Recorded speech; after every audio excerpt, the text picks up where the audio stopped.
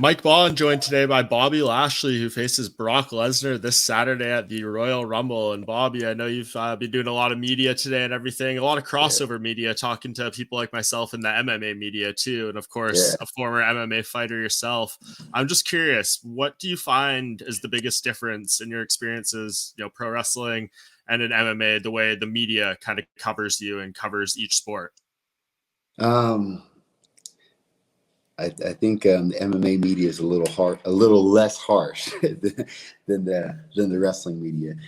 There's a lot of similarities because it's combat sports, or sports entertainment. Now it's turning a lot more into sports entertainment across the board, which is good. So I think we're starting to get some of that crossover. Like I've done a lot of interviews with Ariel Helwani, and just I've been doing interviews with every sport across the board, and I like that it's starting to blur. I like the fact that MMA is doing some pro wrestling is doing some MMA, and everybody's kind of mixing it up because it's almost turning into the same crowd. Yeah, I know a lot of fellow reporters that obviously cover both beats and everything. So it does seem there's a lot of crossover. And I've talked to you a few times over the years when you were competing for Bellator and everything. So obviously you've got the experience there. So I was curious to know your thoughts and everything. Yeah. But we're obviously rapidly closing on this match and everything. I know that you've talked a lot over the years about wanting to face Brock Lesnar, and I feel like I've always seen the headlines, here and there. For people who may be uneducated, could you explain to them why this match has been so important to you for so long?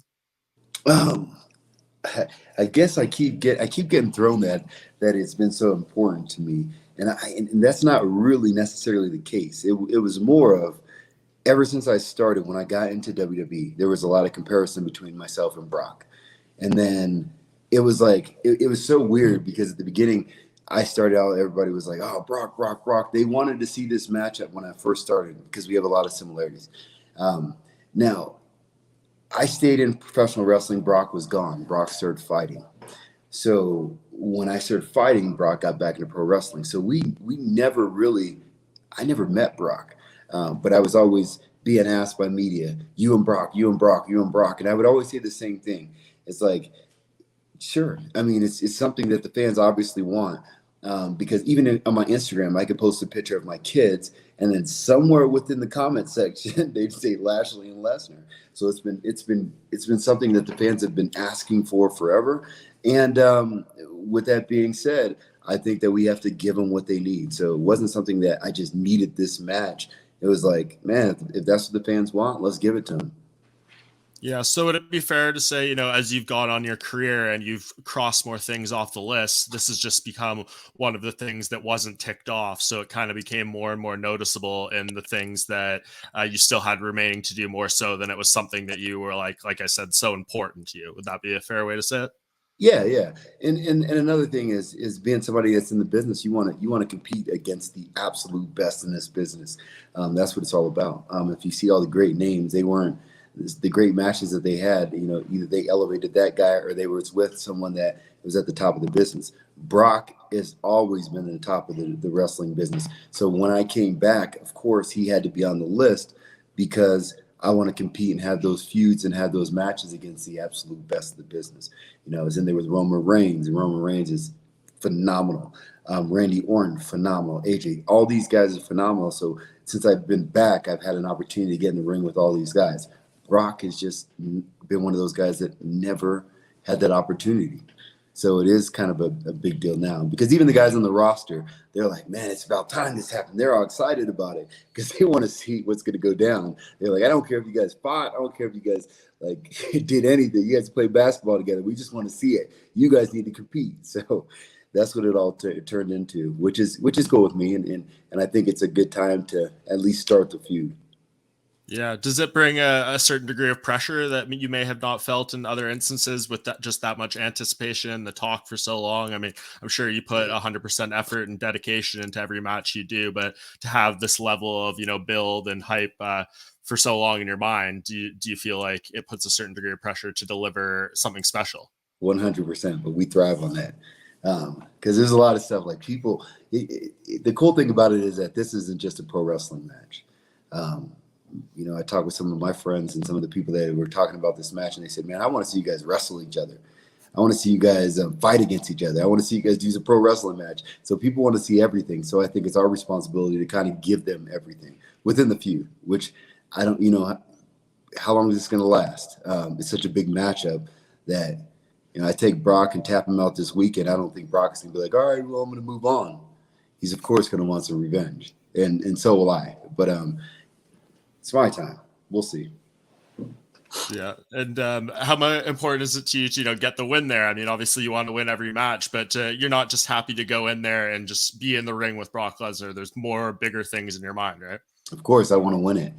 I mean, because people have been waiting to keep score on this matchup for 15 years, and it's been 0-0 this entire time. So the first time we meet, everybody's like, well, who's going to win this? Who's going to win this? So, of course, it's super important for me to get that first check in this feud. Yeah. And what have you made of Brock since, his comeback? He's kind of reinvented himself in a way once again. What do you kind of make of this latest run by him? Well, I can only go by when I stand in the ring and he came out. And if I can go by that, he has made damn good of his time this last run with what he's been doing. The crowd went insane when he walked out, which is important. I mean, and he's kept that for so many years. So he's shown what he's capable of doing and who he is. And that's across the board. Same way when he went to the UFC. I mean, the UFC, I want to say, it's not taken away from the UFC, but the UFC benefited from having Brock, so it's cool. It's cool. I think he's done really well with what he's been doing, and he's protected his character for many years. Yeah, and the way this is coming together is obviously, under the WWE umbrella, but you both had mixed martial arts careers. Was there ever the desire to pursue this as a MMA fight at any point along the way? And was there ever a circumstance where that ever seemed like a realistic possibility for this to happen in mixed martial arts? I thought it was going to happen there, but I was with Coker and he was with Dana. Coker's always open to do whatever, and we kind of like briefly talked about it a couple times. He was like, but he was open for it if it were to ever happen, opportunity to happen. But then again, it was kind of one of those things. Like I said before, we really missed each other in both areas. When I was pro wrestling, he was fighting. When I was fighting, he was pro wrestling. So we never really even linked up in that. So it was one of those things that we just never had the opportunity to make it happen. Absolutely. And I mean, tell me a little bit about the tail end of your MMA run. Like, what ultimately compelled you to stop fighting and focus 100% on the pro wrestling? Was it just opportunities, maybe a lack of opportunities in certain things? What was the kind of point there where you felt that one thing was completely overtaking the other? No, I mean, I was under contact with Coker, and Coker, how he is. I mean, Coker was like, whatever you want. If you want to run for the title, and I'll give you the opportunity. He gave you the opportunity no matter what it was, which was really cool. And I really appreciate that from him. But it was one of those things where when I started fighting, I really just went in there saying, I want to do a fight. And then it went from a fight to another fight to another fight. And then I just kept going because I enjoyed it and I enjoyed learning. But the one thing that I didn't do and didn't have was an actual training camp. I was literally taking fights off of running down to Coconut Creek for a while and doing a little bit of sparring, getting some drilling in, and then coming back home and then doing like a week here, a week there. I never really had an opportunity to really like sit in like a solid, even like 6-week training camp. So I was just taking different fights. And as I was moving forward, I was like, man, I'm getting to that point where we've got to start challenging the champ or being right there. So in order to do that, you need to figure out how that's going to work. And it was hard. It was challenging because for me, I was a single father. So being away from my kids, it was hard because I would have to run over there and then I split custody. So I'd be back with my kids. And then I tried to just build the gym in Denver. I was like, I'll build the gym. But then again, it turned into a business. So now a little bit of my time was focused on trying to run this business. And then at the same time, trying to train a little bit, but still not having the right coaches, the right training partners there for me full time to really take it on 100%. I love doing it. I enjoyed doing it. I enjoyed the time that I had in it. But when that offer came with the WWE, the WWE is like a UFC contract. You're not going to be able to do pro wrestling and go and fight at the same time. And then same with the UFC contract. I can't sign a UFC contract and expect for him to say, all right, I'll let you do some pro wrestling gigs whenever you want to. Also, that's not going to happen. So for me, what I enjoyed doing and where I started and where I knew I wanted to end up was the WWE. So when I got the WWE contract, I was able to commit 100% to that. That's just how it goes. I mean, I enjoyed Yeah. fighting, and under different circumstances, I think I would have made a hard run, but it wasn't what was in line for me, I guess. Yeah, well, you still had some great wins and really enjoyed watching your fights and everything. How Yeah. much do you lean on your MMA experience or just the whole underlying MMA narrative going into this match with Brock? I mean, I know people that maybe don't follow WWE or pro wrestling super closely, but they see your name and Brock's name on a poster and facing off, and something stirs up inside them from the MMA side of it. So, like, how much do you want or go into this match trying to cater to that side of maybe the fan base who's tuning into this? We have to do a little. It doesn't have to be a full a fight, but I mean that's part of it. Like, we can't just be shoulder tackling and tying up and throwing. We have to mix it up a little bit, which excites me, man. It's the kind of matchup that people are like, man, we want to see something different a little bit, and this is different. The whole feud, us, everything about it. So we just got to give them something that's a little different, and throwing some of the MMA side into it is something that definitely needs to happen. Do you follow mixed martial arts very closely these Oh days? yeah. Or I know you have a lot going on. Yeah. Is there someone that you know, is appointment viewing to you? I mean, I'm sure you still have a lot of connections from AKA and ATT and everything from all your times. Is it, you know, anyone you worked with, or is there people generally that you feel like when they're fighting, you know, need to go out of my way to watch it? Oh shoot. And right now, lately, it's been almost every one of them. There's so many different guys that we've been just really hyped to see. I mean, the last week in the heavyweight fight, Cyril Gahn, I just didn't know what he was going to do. Francis has always been incredible. We've been talking about him.